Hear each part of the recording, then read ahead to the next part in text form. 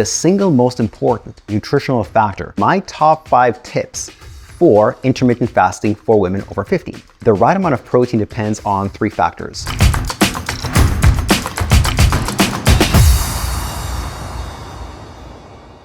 Welcome back to the Fitness Solutions Plus YouTube channel. My name is Igor. I'm the author of a number of books on Amazon, including the No BS Guide to Intermittent Fasting for Women, as well as an upcoming book about menopause. Today's video is all about intermittent fasting for menopause, specifically geared towards women over 50.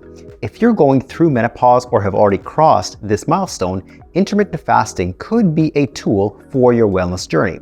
We'll explore its effects on belly fat, metabolic syndrome, and your hormones. Stay tuned until the end of the video because I'll share our top 5 tips to make the most of intermittent fasting before, during, and after menopause, as well as giving my own personal opinion of how menopause affects things like your body fat, hormones, and more. First, let's discuss whether intermittent fasting is helpful or harmful. It depends way more on the person than it does on the diet themselves. Let's talk about a few considerations. First of all, we have to discuss the fasting window. What's your ratio? Are you fasting for 16, eating for 8? Are you doing the 5-2 method where you're eating whatever you want and whatever times you want, 5 days per week, and then completely fasting for 2 days per week, or some other kind of variation? Those things would depend on, I guess more than anything, your tendency towards hypoglycemia or low blood sugar. If you find that you do have low blood sugar tendencies, then perhaps intermittent fasting may not be for you, or you may need a wider feeding window and a shorter fasting window. That's one consideration. And there are others. With certain goals, it's imperative to have more calories than others. For instance, if you're actually trying to gain weight, whether that's body fat or muscle, it may be hard to get the required calories in a narrow window. Maybe you need to have a wider window. So one consideration is the fasting window. Another consideration, as I just mentioned, is your health status. Are you prone to hypoglycemia or not? Another consideration is whether you're having your calories early in the day or you're having your calories later in the day. In other words, do you skip breakfast or do you skip dinner? By and large, most of the research converges that eating breakfast is healthier than eating dinner. In other words, if your variation of intermittent fasting is you eat breakfast and lunch and then skip dinner, that's superior to eating lunch and dinner and skipping breakfast. That's another consideration. And lastly, of course, what do you eat? Because intermittent fasting is not a nutritional choice. It's a logistical choice. Intermittent fasting just tells you about the time, not the what to eat part. So the what to eat part matters a whole lot more than the when to eat part. And so, what are you doing? Are you doing the Mediterranean diet, the paleo diet, the keto diet? And by the way, if you are doing the keto diet, I have an entire very complete video about intermittent fasting and the keto diet that I've attached in the description below. One of the most common reasons that women want to do intermittent fasting is to reduce their belly fat, because as a woman goes through menopause, not only does she gain body fat, there's also a redistribution of body fat from the buns and thighs and into the belly. But it doesn't happen for every woman. However, that's a very common reason to do intermittent fasting, not for any other goals, but just for weight loss. And so one thing that postmenopausal women and menopausal women often ask is intermittent fasting beneficial and effective for me? Is it as effective as it is for premenopausal women? Fortunately, there is some research to back it up. In one 8-week study, one group of premenopausal women was put on the same number of calories as postmenopausal women, and at the end of the 8 weeks, both lost the exact same amount of weight.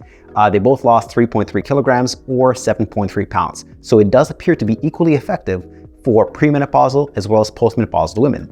Now, along with the weight loss, one health concern that postmenopausal women often have is metabolic syndrome. Metabolic syndrome is a collection of symptoms that can lead to things like heart disease, things like high blood sugar, high blood pressure, high waist circumference, high triglycerides, high cholesterol, and a couple of others. So these can all lead to a higher risk of heart disease as well as other heart conditions. So along with the weight loss, there can be benefits of intermittent fasting on the metabolic syndrome. So that's a very common reason to use it. Now, is it superior to a different calorie distribution? Not really.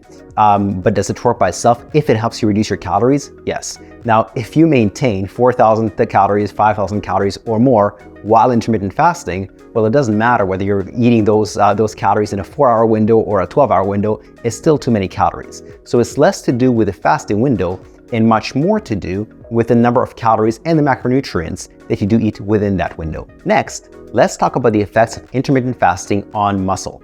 Is it superior to, inferior to, or the same as a regular calorie distribution? And honestly, it's less to do with the time window and way more to do with the protein content. As long as you get the right amount of protein for your body, you will be able to maintain and possibly even build muscle. The right amount of protein depends on 3 factors, in no particular order, and one is your activity levels. Are you sedentary? Are you doing cardio only? Are you doing strength training only? Are you doing strength training plus cardio? The more active you are, the more protein you need. And so that's factor number 1, your activity level. Factor number 2 is your age. Are you under 60 or are you over 60? By and large, women over 60 have higher protein requirements than women under 60 because the absorption of protein is lower. And factor number 3 is your body weight. In other words, the heavier you are, the more protein you need. If you want to know exactly how much protein you specifically need, there is a calculator on my website, which is in the description below, and you can just plug in your details and it'll tell you how many grams of protein you need per day. So that is what you need to know about intermittent fasting for preserving muscle. One common concern that often comes up for postmenopausal women is bone health, osteoporosis, osteopenia. How do you use nutrition to prevent that? I have many other videos about osteoporosis. Many of them are linked in the description below, so check those out. One common myth is that calcium is the best thing for osteoporosis. That is not the case. I have an entire video on that in the description below. And another common myth is that vitamin D is important. And yes, it is, but there are a few caveats to that. The single most important nutritional factor for bone preservation, possibly improving your bone density and reducing your fracture risk, is protein. More important than calcium, more important than vitamin D. And again, what are your protein requirements? That's what I just mentioned in the previous segment, and you can check out the description below for the link to a protein calculator. And now, let me give you my top 5 tips for intermittent fasting for women over 50. In no particular order, 1 is start slowly. So don't start with a very narrow eating window right away. If you're currently eating, all day long, let's say from 8 a.m. to 8 p.m., so your feeding window right now is 12 hours. Try shortening it to 8 hours instead of 2 hours. A second tip is to stay hydrated. A lot of people confuse thirst with hunger. So they eat when they should actually be drinking some kind of fluid. And how do you know if you are confusing thirst for hunger? It's very simple. If you think you're hungry, drink a non-calorie fluid. So water, diet pop, tea, coffee, etc. And wait 15 minutes. If after 15 minutes you're still hungry, well, that's true hunger, go ahead and eat. However, if after 15 minutes of drinking, you're not hungry anymore, well, that was thirst, not hunger, so keep waiting until you're really hungry to eat. That's tip number 2. Tip number 3 is to have balanced meals. What does it mean to have balanced meals? Well, a meal should have a combination of protein, fiber, starches, and some kind of dietary fat. So that would be a balanced meal. Tip number 4 is to listen to your body. And how do you do that? Rather than a vague, well, I think I feel better, maybe I have more energy. The way you do that is before you ever start intermittent fasting or any kind of dietary strategy, try to note your symptoms before and after. So for instance, especially for menopausal and postmenopausal women, some symptoms you might track would be things like hot flashes, night sweats, brain fog, and other symptoms that are pertinent to you. You would rate them on a severity scale of 0 to 3. 0 means I don't have the symptom, and 3 means it's very severe. And you also rate them based on a frequency scale. You feel you experience these symptoms very infrequently or not at all, or you experience them very frequently. So that's how you listen to your body. You do that right before you start intermittent fasting. You do intermittent fasting for, let's say, about a month, and then you redo that symptom questionnaire. If you see an improvement, well, great, that's for you. If you don't see an improvement, well then make a choice. Is it for you or not for you? Are you happy with it for choices other than physiological? Maybe it's a logistical choice. And tip number 5 is to exercise. Exercise helps you regulate your mood, your hunger, your appetite, and there are many, many other reasons to exercise for women over 50. Now, these are just 5 of the top 10 tips that I talk about in my other video on my top 10 tips for intermittent fasting for women over 50. So check that out in the description below. Now, let's talk about how intermittent fasting affects your hormones. As you go through menopause, the obvious change is that your estrogen drops, your progesterone drops, and your testosterone drops. In other words, everything drops.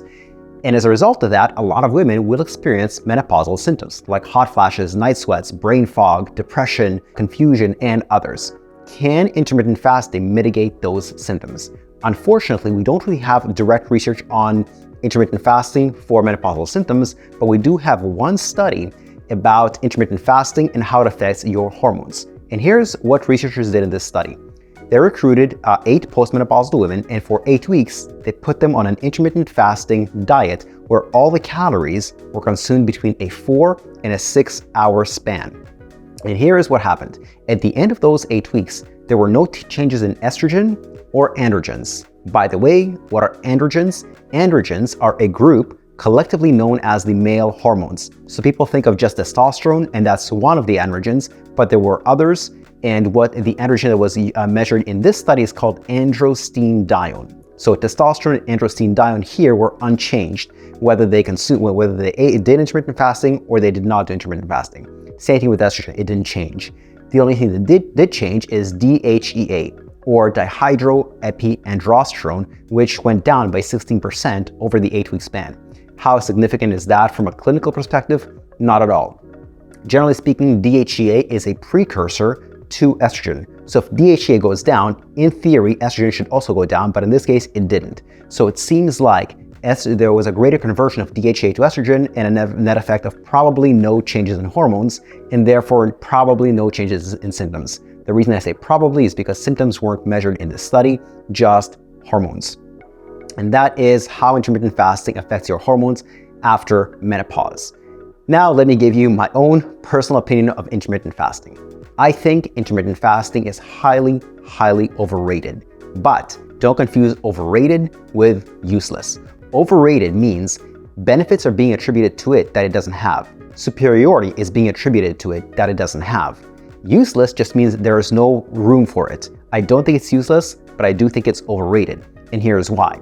Compared to every other kind of calorie distribution, whether you're limiting your time span or you're not limiting time span, there is no superiority for intermittent fasting when calories and macronutrients are equal. In other words, fat loss is the same whether you limit your feeding window or you don't limit your feeding window. Muscle gain is the same whether you limit it or you don't limit it. Bone improvements, bone strength is the same whether you limit it or you don't limit it. So I don't really see a clear superiority for intermittent fasting from a nutritional perspective.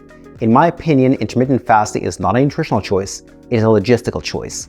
You're making this logistical choice with a hope that it will improve your nutritional choices. So again, it's overrated, but not useless. If you're keen to give it a try, give it a shot. If it doesn't appeal to you, that's fine. There are a million other ways to accomplish your goal. I hope you enjoyed this video. If you did, click like and subscribe. It will help this video reach other people who could benefit from this information. Thank you and goodbye.